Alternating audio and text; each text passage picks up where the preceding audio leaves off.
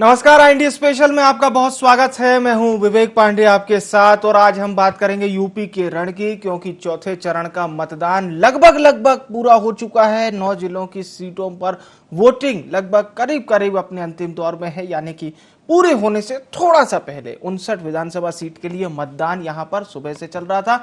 कुल 624 उम्मीदवार चुनावी मैदान में हैं और यूपी की राजधानी लखनऊ भी इसमें शामिल है।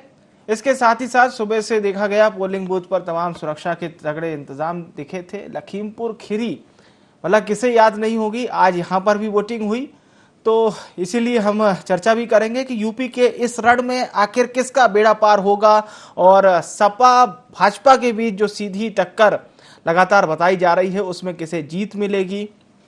इसके लिए हालांकि 10 मार्च तक का इंतजार जरूर करना पड़ेगा। दोनों पार्टियों ने अपनी अपनी जीत के लगातार दावे भी किए हैं और उत्तर प्रदेश का चुनावी रण है तो ये इसलिए भी थोड़ा इंपॉर्टेंट हो जाता है।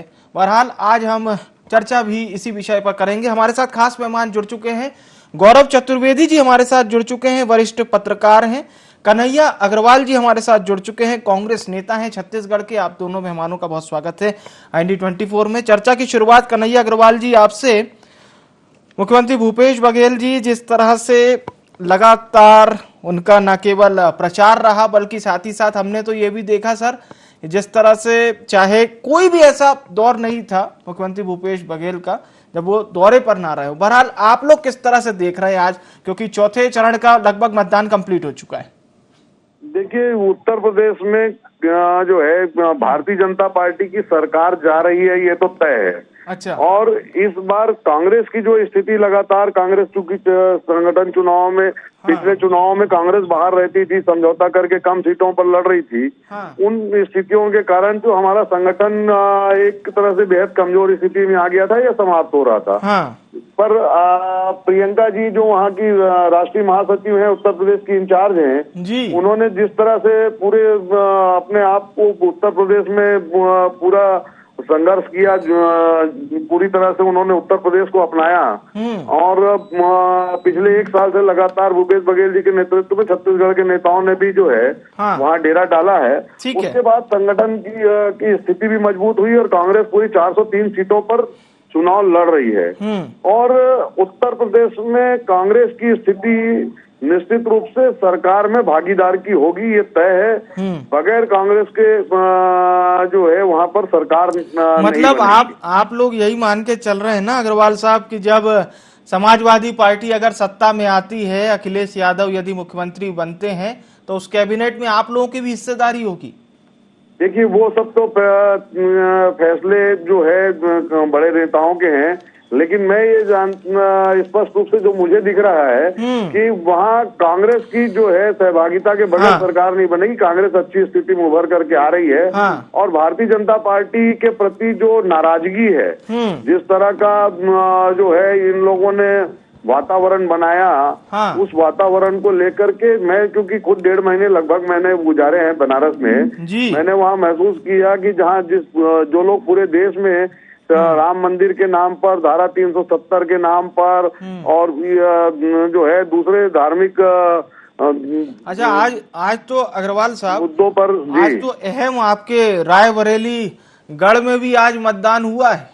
अदिति सिंह ने ये कहा था कि रायबरेली को कांग्रेस का गढ़ क्यों कहा जाता है, कांग्रेस का गढ़ मत कहिए, ये अदिति सिंह ने कहा है। वो तो अब ऐसा है कि कांग्रेस के गढ़ में कांग्रेस से ही जीतते रहे हैं जो लोग, वो बाहर जाने के बाद इस तरह की बातें करेंगे। लेकिन मैं जो कह रहा था कि पूरे देश में जिस मुद्दे पर वो लोग वातावरण बनाते हैं, उत्तर प्रदेश में कहीं भी धारा 370 को लेकर के वोट नहीं मांग रहे हैं। उत्तर प्रदेश में कहीं अयोध्या के नाम पर वोट नहीं मांग रहे हैं, क्योंकि उनको मालूम है कि उत्तर प्रदेश की जनता ने उसको बहुत नजदीक से देख लिया है। चलिए ठीक है। और उत्तर प्रदेश की जनता उसको स्वीकार नहीं कर रही है। ठीक है, फिर से मैं आपके पास लौटूंगा। हमारे साथ 2 खास मेहमान और जुड़ चुके हैं। राजपाल सिंह सिसोदिया जी हमारे साथ जुड़ चुके हैं, प्रवक्ता है मध्य प्रदेश भाजपा के, और छत्तीसगढ़ से हमारे साथ PC रथ जी जुड़ चुके हैं, वरिष्ठ पत्रकार हैं। आप दोनों मेहमानों का बहुत स्वागत है। अब हम चर्चा में गौरव चतुर्वेदी जी से जुड़ेंगे। गौरव जी, कांग्रेस से जब आप सवाल कीजिए, चाहे वो छत्तीसगढ़ के नेता हों या मध्य प्रदेश के नेता, स्वयं पीसीसी चीफ कमलनाथ ने कहा था मुझे कांग्रेस का तो नहीं पता, लेकिन बीजेपी वहां नहीं जीत रही। यानी अपनी पार्टी के लिए कॉन्फिडेंस नहीं है, लेकिन दूसरी पार्टी के लिए पूरा श्योर है कि हाँ आप तो नहीं आ रहे। देखिए, अगर हम पिछले चुनाव से आकलन करें तो कांग्रेस वहां पर पिछले चुनावों में इंफ्रास्ट्रक्चर खत्म होने की वजह से जी। जो राष्ट्रीय मुद्दे थे, जो राजनीतिक मुद्दे थे, उनकी वजह से कांग्रेस बहुत पीछे चली गई थी और यूपी में जी। कांग्रेस का संगठन पूरा खत्म हो चुका था। क्योंकि पिछला चुनाव उन्होंने समाजवादी पार्टी के साथ में मिलकर लड़ा था, तो जो उनको चुनावी रणनीतियां उस समय बनाना थी वो नहीं बना पाए थे। इस बार उन्होंने ये नया रणनीति बनाई है कि हम अकेले चुनाव लड़ेंगे। लेकिन अगर आप देखें, जो मुझे वहां से खबरें मिल रही हैं, जो मेरे मित्र लोग वहां पर पत्रकार मित्र काम कर रहे हैं, उनके माध्यम से बात पता पड़ी है कि आज भी भले सपा के साथ खुले तौर पर संगठन गठजोड़ ना हुआ हो, लेकिन अनौपचारिक तौर पर एक गठबंधन वहां काम कर रहा है, सपा और कांग्रेस का। और इसलिए कहा, और कांग्रेस इस बात को जानती है कि हम सरकार तो नहीं बना सकते, लेकिन कांग्रेस की स्थिति पिछले चुनाव के मुकाबले इस बार बहुत बेहतर है। और परिणाम सरकार में शामिल होने का हो या ना हो, सरकार बनाने का हो या ना हो, लेकिन जो वोट शेयर उनका पिछली बार गिरा था, वो वोट शेयर अब की बार कांग्रेस को वापस मिलेगा और थोड़ा प्लस भी होगा। दूसरी बात, जो भारतीय जनता पार्टी के साथ पिछली बार के जो मुद्दे थे, आप देखिए इस चुनाव में, हर चुनाव में हिंदू मुस्लिम एक बड़े लेवल पर खेला जाता था, होता था।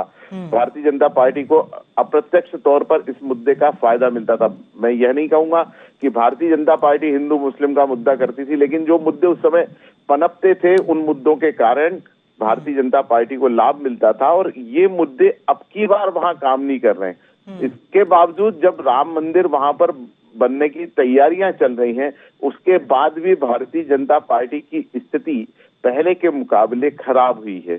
समाजवादी पार्टी की स्थिति भी बेहतर हुई है।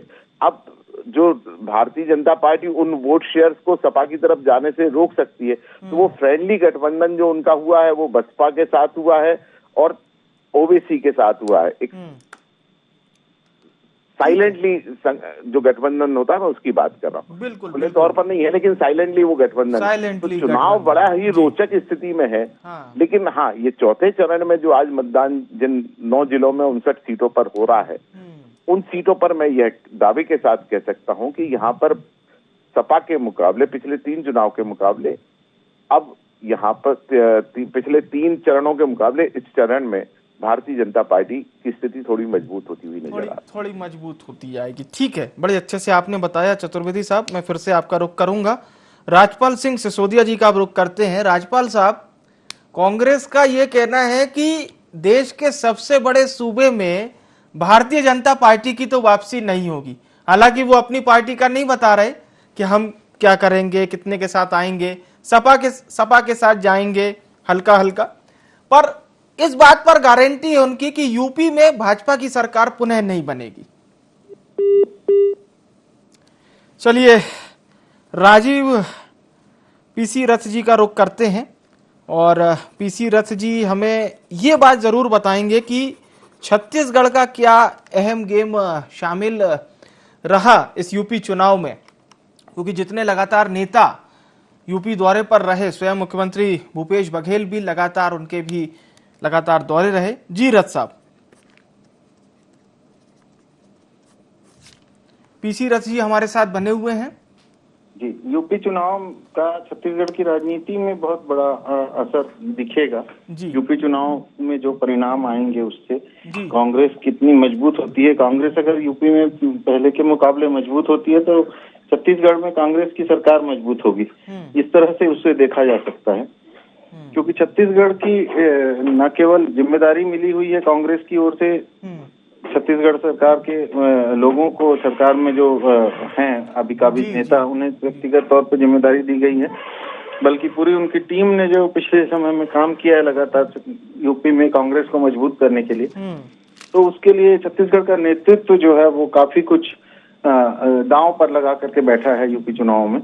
और यूपी में निश्चित रूप से जो स्थितियां देखने में आई है अब तक के, उसमें छत्तीसगढ़ कांग्रेस किसी भी स्तर पर ये दावा तो कर ही नहीं रही है कि वो सरकार बनाएगी या वो किसी तरह से वहां पर असरकारी भूमिका में कांग्रेस रहेगी। सिर्फ ये हो सकता है कि कांग्रेस जो सपोर्टिव भूमिका में हो अगर सरकार बनती है, ये बदलाव के आधार पर सरकार अगर बनती है तो, यानी अगर मौजूदा जो सरकार है योगी सरकार, उसको पिछले चुनाव में जो सफलता मिली थी, जितनी सीटें मिली थी उतनी तो कोई भी नहीं दे रहा है। निश्चित रूप से सभी विश्लेषक कह रहे हैं कि वहां पर कम ही सीटें मिलेंगी। अच्छा, एक बात मैं जरूर पीसी रथ जी आपसे भी पूछूंगा और गौरव सर से भी मेरा यह सवाल रहेगा, क्योंकि आप लोग अपने अनुभव के आधार पर इस बात को बड़े अच्छे से बता सकते हैं।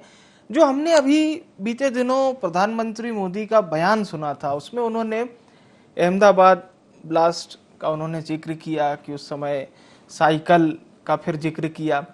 क्या चुनावी रैली में इस तरह के भाषण देना, और जाहिर सी बात है सेंसिटिव विषयों से लोगों के दिल के तार बिल्कुल जुड़े रहते हैं, और उस विषय को भुनाना लोगों के बीच में, इसे कितना सही मानते हैं आप? और यही मैं गौरव जी से भी पूछूंगा, पहले आपसे सर। जी। राजनीति में ये माना जाता है कि चुनाव में साम दाम दंड भेद हर तरह का उपयोग किया जाता है किसी तरह से जीतने के लिए, लेकिन उसमें हर पद की एक गरिमा होती है। यानी अगर इस तरह के बयान किसी सामान्य पदाधिकारी से, किसी सामान्य नेता से अगर दिए जाते, नेता की ओर से अगर दिए जाते, तो लोग उतना उसको संज्ञान में नहीं लेते। लेकिन प्रधानमंत्री जैसे ऊंचे पद पर जो व्यक्ति मौजूद है, उस व्यक्ति की ओर से ऐसे बयानों की चूंकि किसी को अपेक्षा नहीं थी, न होती है, इसलिए उस बयान को लेकर के लोग चौंके और लगा कि इस स्तर का बयान प्रधानमंत्री की तरफ से नहीं आना चाहिए था। उत्तर प्रदेश के चुनाव अपनी जगह हैं, और लेकिन किसी चुनाव चिन्ह को लेकर के इस तरह से किसी विस्फोट से उसको जोड़ना, आतंकवादी घटना से उसे जोड़ना, ये थोड़ा सा राजनीतिक तौर पे परिपक्व बयान नहीं कहा जा सकता। इसलिए इसको लेकर थोड़ी आलोचना भी हुई प्रधानमंत्री के बयान को लेकर के, और व्यापक स्तर पर मीडिया के हिस्सों में भी, राजनीतिक दलों में भी इसे नोट किया गया। जी बिल्कुल। और ये बात जो आपने बिल्कुल कही, और मैं कन्हैया अग्रवाल जी का रुख करता हूं, फिर हम गौरव जी से भी सवाल लेंगे इस विषय पे। कन्हैया जी, जो बात चाहे गौरव जी ने कही हो या पीसी रथ जी ने कही हो, कि आप लोग ठीक है, एक कहते हैं कि जो पार्टी लगातार एक मार्जिन के दौर में रहती है और फिर धीरे धीरे वोटिंग परसेंट कम हो जाता है, तो जाहिर सी बात है जब हम तेजी के साथ चलते हैं और उबड़ खाबड़ रास्ता मिलता है तो लय बनानी पड़ती है। तो क्या कांग्रेस अभी उसी लय बनाने में लगी हुई है?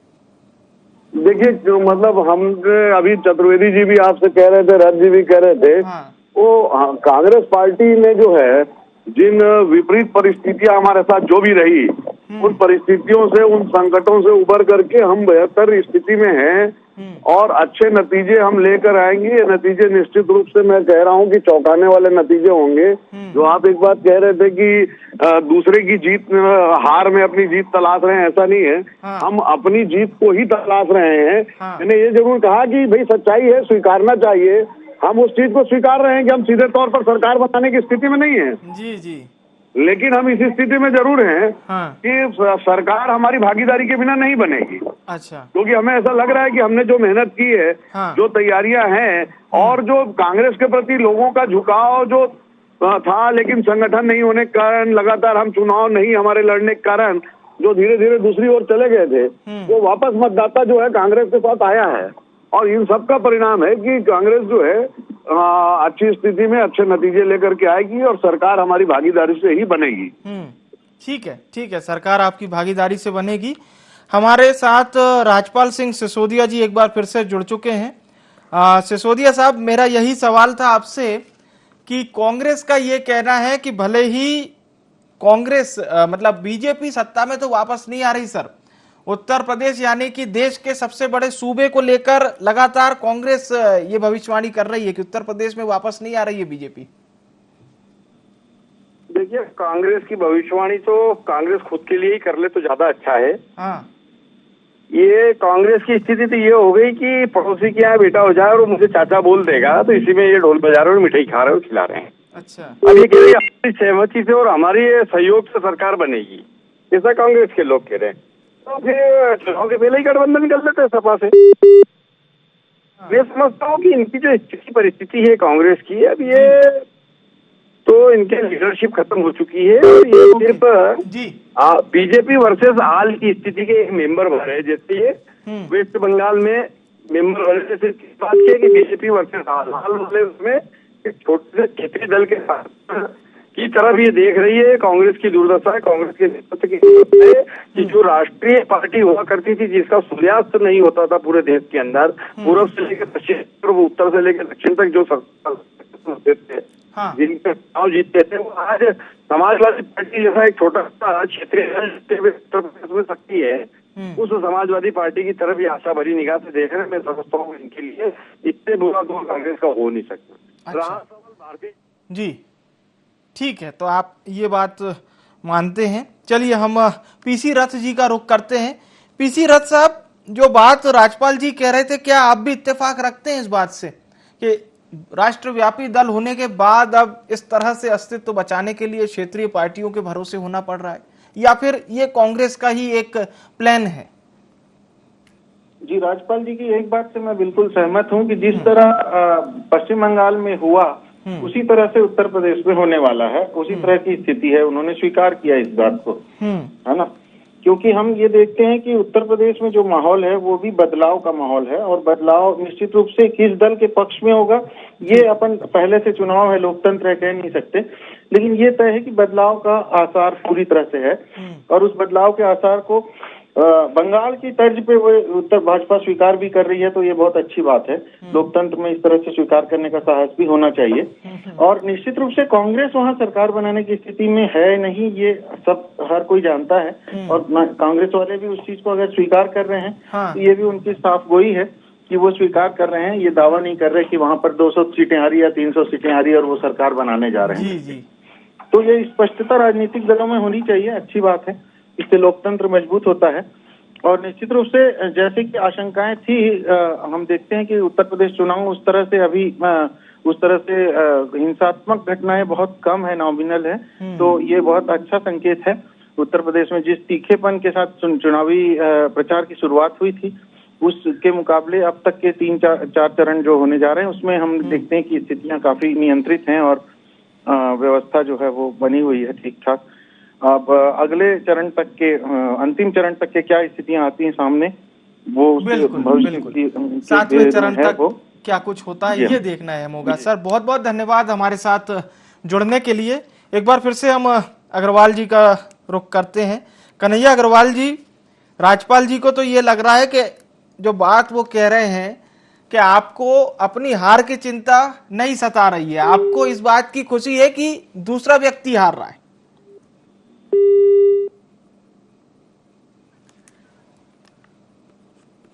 चलिए एक बार फिर से हम राजपाल जी का रुख करते हैं। राजपाल जी, पीसी रथ जी भी इस बात को कह रहे थे कि जो बात बीजेपी को ऐसा लग रहा है कि कहीं बंगाल जैसे समीकरण हो सकते हैं, तो लगातार हम सवाल जवाब इसी विषय पर कर रहे हैं, क्योंकि ये अहम इसलिए भी हो जाता है क्योंकि ये चौथे चरण का मतदान महज अब कुछ देर और बची हुई है और संपूर्ण हो जाएगा। गौरव चतुर्वेदी जी हमारे साथ जुड़ चुके हैं।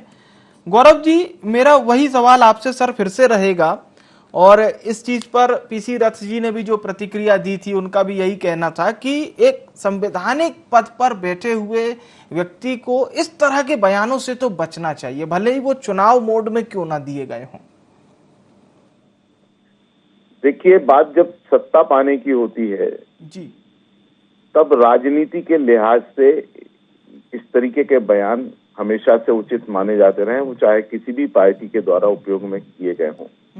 संवैधानिक तौर पर, संसदीय तौर पर यह बयान अनुचित की श्रेणी में आता है, लेकिन चूंकि जब चुनाव हो रहा है और चुनाव जीतना है, प्रधानमंत्री चूंकि प्रधानमंत्री की हैसियत से नहीं है, वहां स्टार प्रचारक की हैसियत से है, और अगर वो इस तरीके की बातें कर रहे हैं तो इसे गलत नहीं माना जा सकता है। और जब पूरे देश में राजनीतिक माहौल इस तरह गंदा हो चुका है तो प्रधानमंत्री क्या बोल रहे हैं या मुख्यमंत्री क्या बोल रहे हैं? आज मुख्यमंत्री शिवराज सिंह चौहान ने भी जो बोला है, जो उनका बयान यूपी चुनाव को लेकर के रहा है, वो बड़ा उनके आचरण और उनके व्यक्तित्व के अनुरूप नहीं, लेकिन वो भी उस श्रेणी में आकर उस बयान को बोल गए, तो सामान्य तौर पर लिया जाना चाहिए। और राजनीति में आम जनता अब इसे बिल्कुल समझने लगी है कि कब कि कौन सा व्यक्ति क्या बयान दे रहा है और उसका क्या महत्व है। देखना दिलचस्प रहेगा कि इस बार उत्तर प्रदेश के चुनावों में जिस तरीके का प्रचार हुआ है, जिस तरीके के कमेंट्स हुए हैं, उनको आम जनता किस तरीके से एक्सेप्ट करती है। बिल्कुल बिल्कुल, कमिटमेंट को और खासतौर से ये जो बयान है इनको किस तरह से एक्सेप्ट करती है। हमारे साथ कन्हैया अग्रवाल जी फिर से जुड़ चुके हैं। जी कन्हैया अग्रवाल जी, मैं ये कह रहा था, दो चीजें कह रहा हूँ। एक तो अभी जो है चतुर्वेदी जी कह रहे थे, जो रथ साहब भी कह रहे थे कि भारतीय जनता पार्टी की स्थिति क्या है, बदलाव की बयार निश्चित रूप से है। और जो बात कही जा रही थी कि कांग्रेस को ये लग रहा है कि बाजू वाले घर बच्चा हुआ तो चाचा कह दिया तो खुश हो जाए, तो चाचा कहलाने में पहली चीज ये है कि किसी को दुखी होने की आवश्यकता नहीं होनी चाहिए। पर कांग्रेस यदि जीत रही है, कांग्रेस यदि उभर कर आ रही है, और कांग्रेस चूंकि राष्ट्रव्यापी दल जो है उत्तर प्रदेश में सिमट गया था, उसकी वजह से जो खुशी भाजपा के चेहरे पर थी वो खुशी अब दूर होने लगी है, तो तिलमिलाहट है।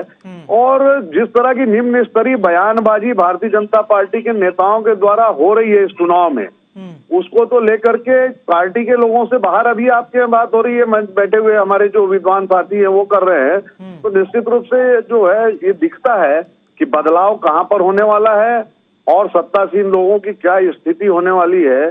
पर कांग्रेस जो है दूसरे की खुशी में खुशी नहीं मना रही है। कांग्रेस अपनी खुशी, चूंकि मैंने पहले कहा कि हम 403 सीट पर पूरा लड़ रहे हैं, जो पहले 50 सीट पर 70 सीट पर लड़ रहे थे, तो हमारा वोट प्रतिशत तो बढ़ेगा ही। लोग कह रहे हैं ना सर कि करहल में नहीं उतारा उम्मीदवार। जी, बीजेपी के लोग कह रहे हैं कि अखिलेश यादव के सामने उम्मीदवार नहीं उतारा आपने। देखिए, अखिलेश यादव के खिलाफ उम्मीदवार नहीं उतारा, यदि वो उनकी चिंता है, उन्होंने कहाँ किसके खिलाफ चुनाव लड़ा और किस किस से समझौता किया, किन किन स्थितियों में किया, आधी रात को किस प्रत्याशी को अपने घर बुला करके अपना बनाया। रोज तो भारतीय जनता पार्टी के लोग यही काम करते रहे। आज उनकी पार्टी में जो है यदि 403 लोग लड़ रहे हैं, तो उस 403 में 203 दूसरी दलों के लोग होंगे, जिन लोग को जो है ये इनके प्रकार साध करके वो लोग अपने यहाँ ला करके चुनाव लड़ा रहे हैं। उनके लोकसभा में जितनी सदस्य संख्या है उसमें से आधे लोग ऐसे हैं जो उस पार्टी के नहीं थे। तो ये तो किराए पर चल रही पार्टी है, किराए के लोगों को ला करके अपना काम चला रहे हैं लोग। इनके पास तो खुद के लोग नहीं है, न इनके पास खुद का आदर्श व्यक्ति है। ये आज भी आदर्श जिनको मानकर काम चला रहे हैं, ये अपने नेताओं की फोटो लगा काम नहीं चला रहे हैं। ये आखिर उन्हीं गांधी जी की शरण में जा रहे हैं, उन्हीं पटेल जी की शरण में जा रहे हैं, जिनको ये दोषी माना करते थे। आज स्थिति स्पष्ट है, वही स्थिति के अनुसार नतीजे भी आएंगे। ठीक है, बिल्कुल जैसा आप कह रहे हैं, अगर वैसा हो तो कांग्रेस की होली दिवाली सब बनेगी 10 मार्च को। बहरहाल बहुत बहुत धन्यवाद आप सभी मेहमानों का हमारे साथ जुड़ने के लिए। तो हम बात कर रहे थे कि अब की बार यूपी में आखिर किसकी सरकार। कांग्रेस ये जरूर कह रही है कि सपा के साथ उसका फिलहाल गठबंधन तौर पर चुनाव नहीं लड़ा जा रहा, लेकिन यदि सपा की सरकार बनती है तो उसमें कांग्रेस की भी मौजूदगी होगी। दूसरी तरफ बीजेपी कह रही है कि सुनामी चल रही है साहब, आंधी चल रही है योगी मोदी की, फिर से आएंगे और 17 से ज्यादा सीट लाएंगे।